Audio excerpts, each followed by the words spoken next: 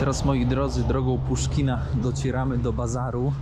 Lubię ten klimat bazarowy. Z niektórych szyszek można pozyskiwać nasiona i robić na przykład olej bądź masło.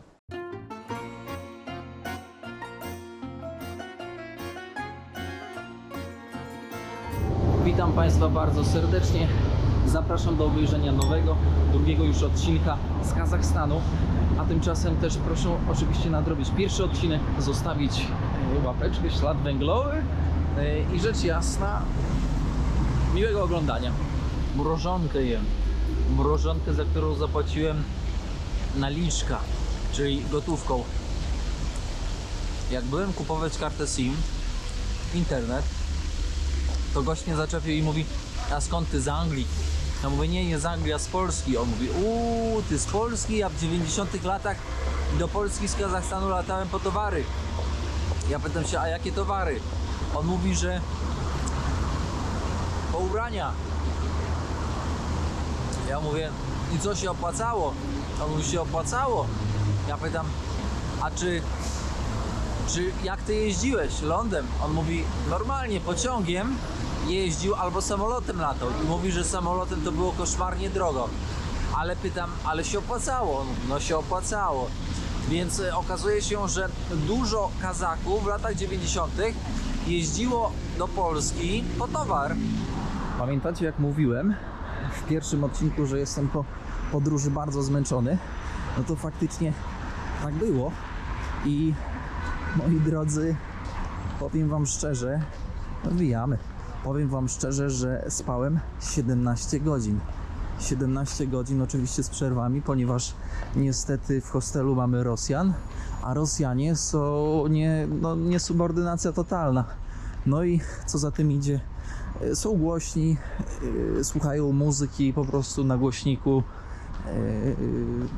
No, powiem wam, że chyba najgorsza nacja, jeżeli chodzi o podróżowanie i o hostele, bo tak na dobrą sprawę to właśnie z nimi zawsze jest problem. Czekaj, coś mi mówi ta marka. Zobaczcie, stara Wołga. Kurczę, ten egzemplarz musi mieć z jakiejś... Nie wiem, ile on może mieć ta Wołga. Aż zajrzę tutaj do środka, no chyba że zaraz mi pogonią. Ale pięknie, to w ogóle z 50 lat ma, może nawet i więcej. Niesamowite, tak to jest, jak wchodzisz w zakamarki. A zmierzamy teraz, moi drodzy, do soboru w Niebowstąpienia prawosławnego. Jak niektórzy wiecie, jestem z Podlasia i wychowałem się, dorastałem w obrządku prawosławnym, ale idziemy do tego soboru, ponieważ wyróżnia się na tle pozostałych. Wiecie, że ja lubię chodzić na skróty. Uwaga! Czar! Jurek! Zobaczcie, jak sobór ogrodzony. O, no ładnie. Kto drogi skraca, ten 2 razy dłużej do celu sandałem zawraca. Ktoś by zapytał: kierowniku, a czy po angielsku, jak tak ćwiczysz już od 3 miesięcy angielski? Co prawda wczoraj nie ćwiczyłem, muszę się przyznać szczerze, ponieważ byłem tak zmęczony, ale to nie jest wytłumaczenie. Czy tutaj po angielsku można się dogadać? Powiem wam, że w Almatach bardzo rzadko. Z tego, co do tej pory miałem okazję doświadczyć, bardzo rzadko. I ten mój rosyjski, pomimo że on jest łamany, to naprawdę bardzo mocno pomaga.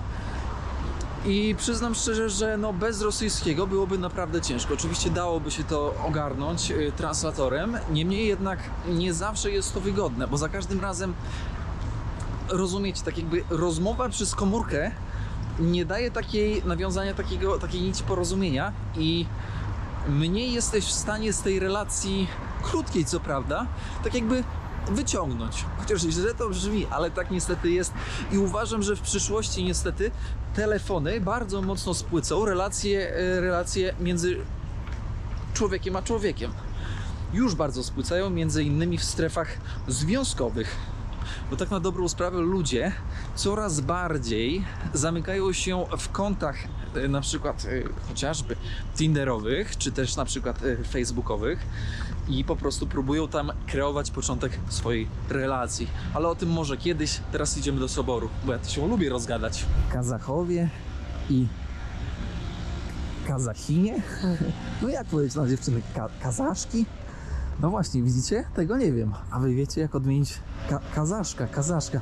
Kobiety i mężczyźni tutaj, przyznam szczerze, że są bardzo kulturalni i bardzo tacy, troszkę powiedziałbym, zdystansowani, ale to może dlatego, że jesteśmy w mieście i to miasto jest, powiedziałbym, rozwinięte.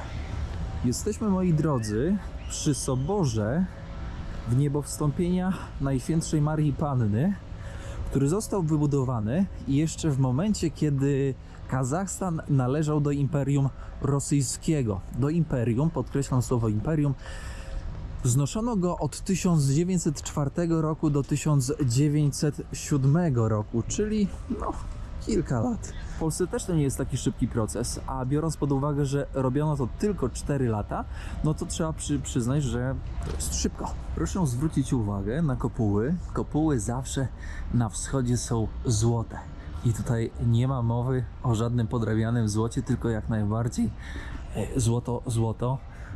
No nie wiadomo, jakie to jest złoto. Obstawiam, że to jest chyba 19-karatowe złoto, czyli nie to takie najbardziej pożądane, ale stosowanie najbardziej pożądanego złota 24-karatowego mijałoby się z celem, ponieważ to złoto jest wystawione na warunki atmosferyczne, a poza tym 19-karatowe złoto wbrew pozorom jest ładniejsze i wygląda na bardziej cenne.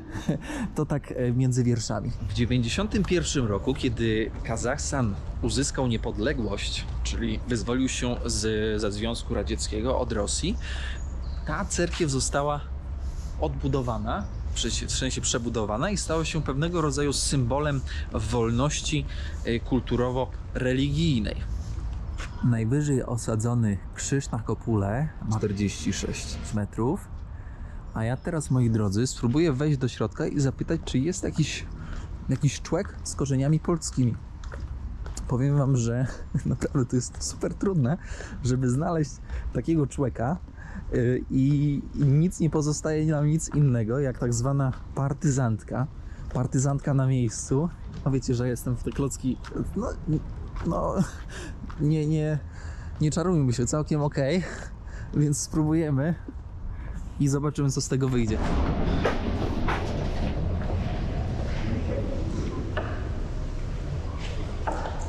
Proszę zobaczyć, jakie klimatyczne, tak trzeba określić, witraże kolorowe w oknach.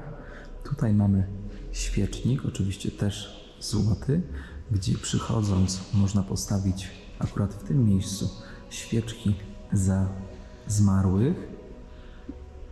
Tak jest, dokładnie, żeby zachować pamięć o nich podczas trwania liturgii.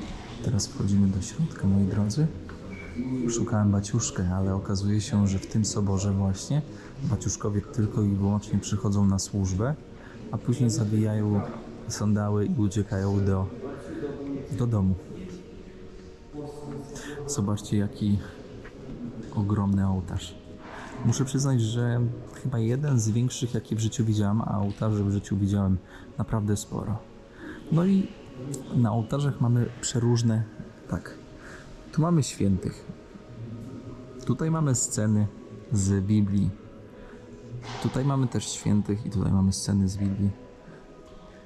Często ołtarze są drewniane i wykonywane ręcznie.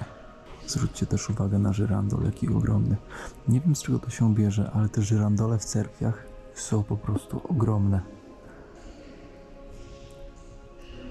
Dla niektórych może się nie spodobać, ale powiedziałbym, proszę zachować dystans i kulturę osobistą.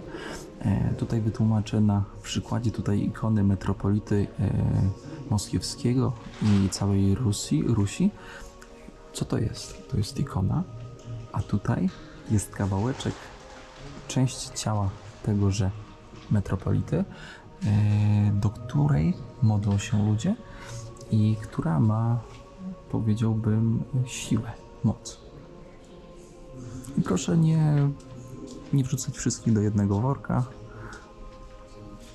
No i tyle w temacie. Co się będę rozgadywał. Najpiękniejsze, co można usłyszeć w cerkwi podczas trwania mszy, to śpiew chóru. Nadaje to nieziemskiego, tak mogę to określić, nieziemskiego charakteru.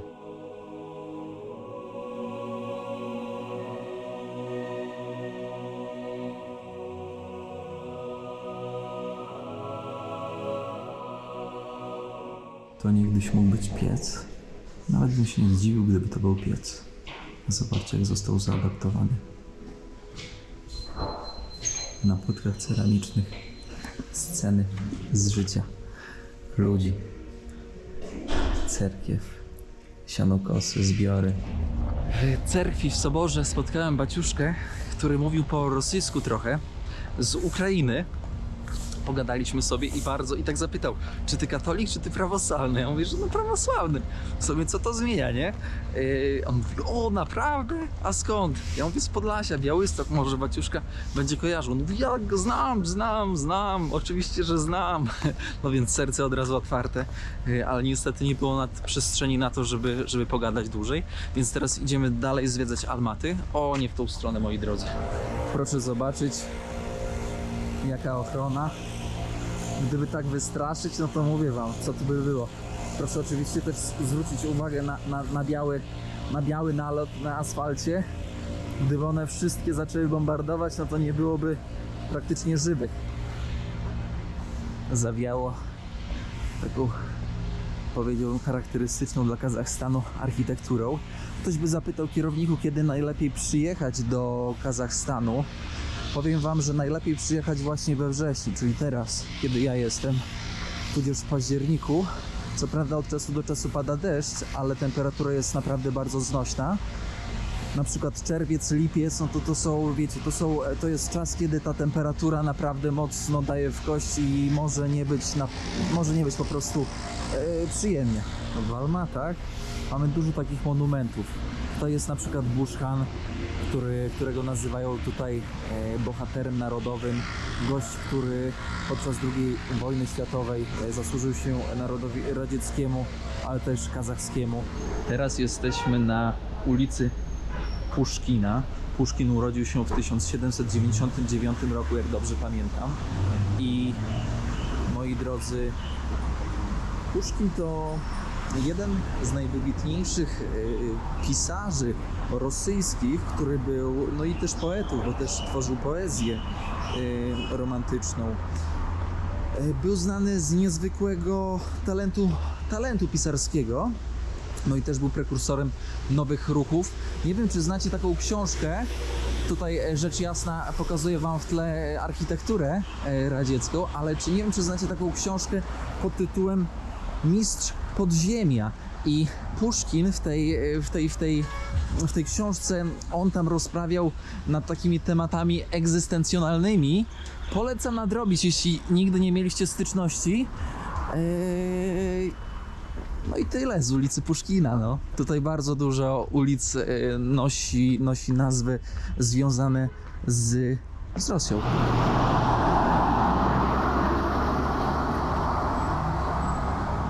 Teraz, moi drodzy, drogą Puszkina docieramy do bazaru. Lubię ten klimat bazarowy. W Polsce już rzadziej spotyka się bazary, ale tutaj na wschodzie jest to podstawowe miejsce, w którym de facto robi się zakupy. I można kupić książki, nie książki, piórniki, jedzonko, kawkę. O, będziemy musieli chyba też trochę kawki się napić, ale idziemy na zielony bazar, Green Bazar, czyli miejsce, a zaraz wam pokażę, co to za miejsce.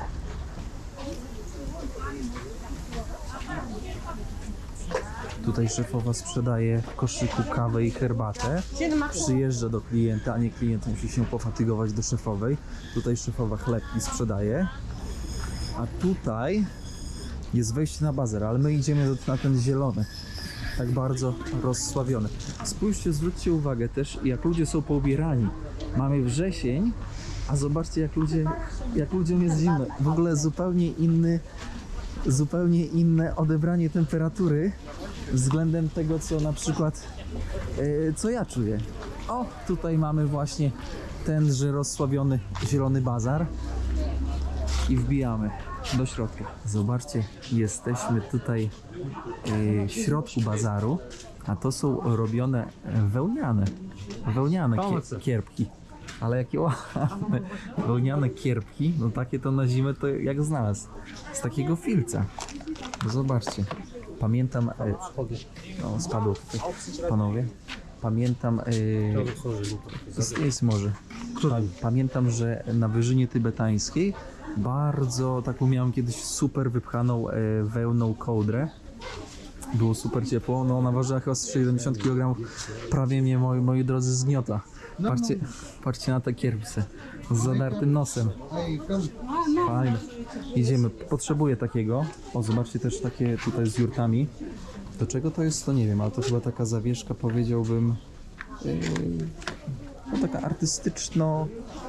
taka artystyczna zawieszka, moi drodzy, która ma po prostu zdobić. Czapeczki, bardzo dużo towarów z Chin, ze względu na to, że po prostu graniczymy z Chinami. Kazachstański. I to jest dla muszyny. Вот это мужчина все. Мужчина. Мужчина вот это. Zobaczcie, taki powiedziałbym kazachski garnitur. Tutaj pani mi mówi, że dla muszyny. Muszyna to jest po rosyjsku mężczyzna. Zobaczcie, jakie palto. No nie wiem, jak to za bardzo nazwać. To palto chyba. Taki mały sklepik. Proszę zobaczyć. Tak to mniej więcej wygląda. Ale pokażę wam też, o, jak ja bym zaczął kupować te wszystkie pamiątki, pokażę wam też dla dziewczyny, bo to jest bardzo ważne. Tutaj mamy nakrycie głowy, to już dla kobiety. Zobaczcie, jak fajnie zrobione. Takie delikatne. O. I tutaj oczywiście nie mówimy, bo to jest dla młodej dziewczyny, a to już jest dla takiej, nie w kwiecie wieku, tylko dla takiej, no już poważniejszej, tak? Ale zobaczcie, jak ładnie zrobione. Chciałbym pójść na wesele kazachskie, ale pewnie żywy to bym z niego, tak w cudzysłowie rzecz jasna, nie wyszedł. Zobaczcie, jak dużo wełnianych rzeczy. Skarpety wełniane na minus chyba tam 90, takie grube. A to nie jest, to jest wełna z wielbłąda, przynajmniej na to wskazuje. A tutaj z jaka. Ale jaja. Ty, skary z jaka. Tego jeszcze nie grali. Jak Injuk. Ty, to mój brand niech będzie. Ale faza. Teraz wchodzimy do innego segmentu. Tamten segment to był segment odzieży, tkanin, tekstyliów. Tutaj mamy segment jedzeniowy. Już segment jedzeniowy tutaj, żeby kolegi nie ten. Mamy tutaj, koleżka tutaj robotę robi. A my tutaj mamy po lewej mięso, ale szczerze, o kurde, jakie fajne kawałki. Tutaj z panią porozmawiałem, tu mamy wątrobę. Z panią porozmawiałem na temat właśnie Polaków.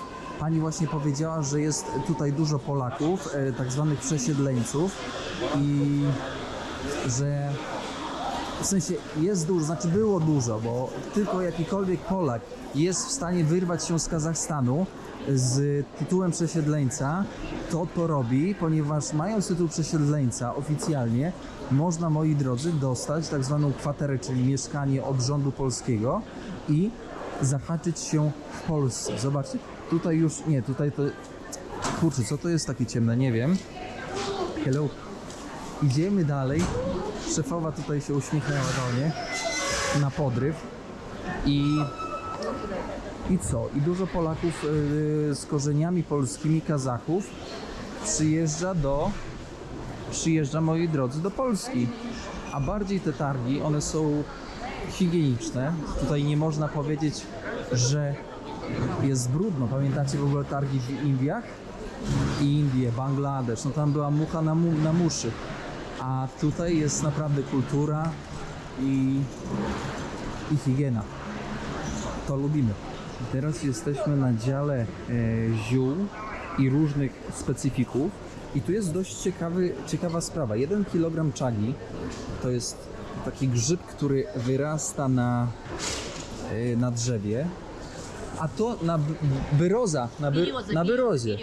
na brzozie rośnie ta czaga. To nie jest chuba chyba. Mogę się mylić, nie jestem pewien teraz. Tutaj pani mówi, że to się zalewa, szoruje, zalewa się wodą i to jest świetne w ogóle na grypę, na gardło. No widzicie, tutaj apteka, taka lokalna apteka. I to właśnie sobie bardzo cenię. Wiecie dlaczego? Że ludzie nie uciekają do farmacji syntetycznej, tylko do naturalnej. A tu mamy szyszki. Szyszki. I tutaj z tych szyszek można pozyskiwać nasionka. No i tutaj już doszedłem. To jest cedrowa szyszka. I ludzie kupują to, żeby orzeszki sobie jeść, wyciągać. Tak jak u nas słonecznik. Cedrowa szyszka. Tu pani mi wytłumaczyła. Idziemy dalej. Mięta. Coś, co możemy u nas w Polsce spokojnie hodować i sobie popijać. Polecam. Słuchajcie, tutaj pani młoda sprzedaje takie naleweczki i taka naleweczka to jest żeńszeń na układ immunologiczny, na odporność. Zobaczcie, tylko żeby nie przeholować takiego żeńszenia.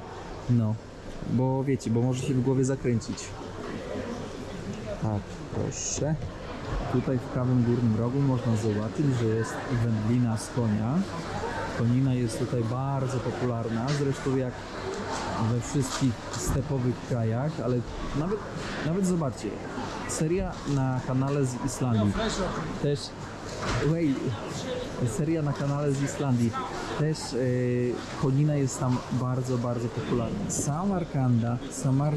Samarkanda, tutaj herbata taka, mieszanka ziół, sprzedają za 6500, 100 gram. Za 100 gram to wychodzi jakieś 65 zł. Niesamowity zapach, ale nie ma gdzie tego parzyć. Spotkałem teraz koleżkę z Uzbekistanu. Tego, co tam opowiadałem wam o ziołach. I koleżka mówi, że no z Uzbekistanu to oni wszyscy próbują się wyrwać. Ty, tu jest jakaś knajpka. Ciekawe, co tu można się napić. Zaraz się napijemy może jakiegoś herbaty. Moi drodzy, tutaj jest knajpka. Wypatrzyłem knajpkę w bazarze zielonym. Tutaj można sobie tak usiąść. Jeżeli ktokolwiek będzie, no to polecam tak się tutaj zakręcić. Tutaj mam kolegę z Tadżykistanu z synem. Przyjechali na robotę. A tutaj z góry możemy sobie popatrzeć, jak to wszystko, słuchajcie, działa. Teraz przestanę mówić, bo ja dużo mówię. O, tu sery są. Posłuchajcie, jak żyje bazar.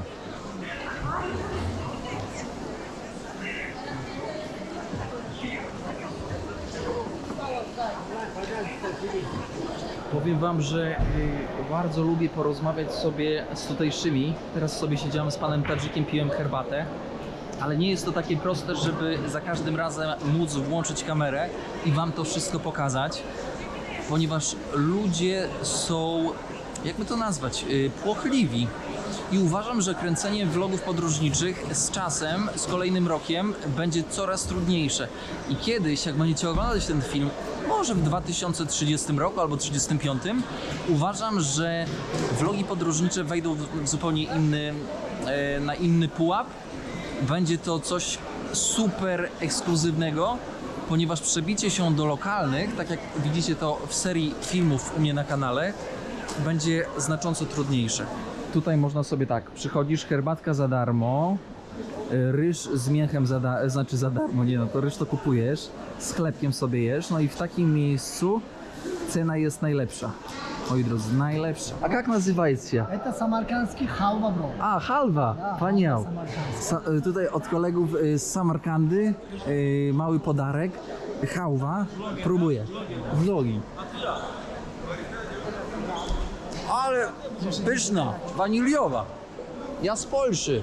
Tutaj proszę, jak ty mnie zawód? Ahmed. Ahmed. Do Ahmeda tu przychodźcie. Да, 50% скидка из Польши. Кто придет, скидка 50%. Promocji, da? Да. Dobre, 50% dla Polaków. Widzicie jakie współprace? Influencer jak to daleko.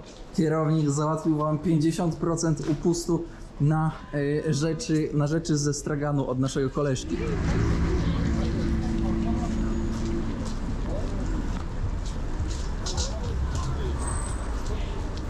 Jedno jest pewne, moi drodzy, że nie warto wymieniać hajsu na lotnisku, co by się nie działo. Jak możecie, to zawsze w centrum. Zobaczcie, jaka duża różnica. Na lotnisku było z 20? Chociaż no wiecie, przy tenge, przy takiej dużej walucie, przy takiej inflacji, no to nie byłoby to dużej różnicy, jak wymieniasz dolara. ale nigdy nie wymieniajcie na lotniskach pieniążków, bo to się nigdy nie opłaca. Jedyne co może być dobre, no to po prostu wypłacenie hajsu z karty z bankomatu na lotnisku, który od razu przeliczy po całkiem dobrym kursie. Czy język kazachski, bo to jest dość ciekawe, jest podobny do języka rosyjskiego? To powiem, że kompletnie nie. I do jakiego języka można by było porównać język kazachski? Już wam mówię, do języka tureckiego. I nawet nie można by było kazachskiego porównać do języka mongolskiego. Ciekawe, nie? Zawsze bawi mnie nazwa po rosyjsku okulary. Oczki. Oczki. Ja mam na sobie teraz oczki. A moi drodzy, teraz idziemy do największego meczetu w Almatach, do centralnego meczetu. Już tam widać taką złotą kopułę, która się wychyla. Jak pokazałem wam prawosławną cerkiew, no to też pokażę wam coś z islamu. Dla równowagi, ze względu na to, że 80% społeczności, którą tutaj mamy, wyznaje po prostu islam, więc żeby nie było przykro dla widzów wyznających islam, dla naszych kumpli muzułmanów, no to też przejdziemy się do centralnego.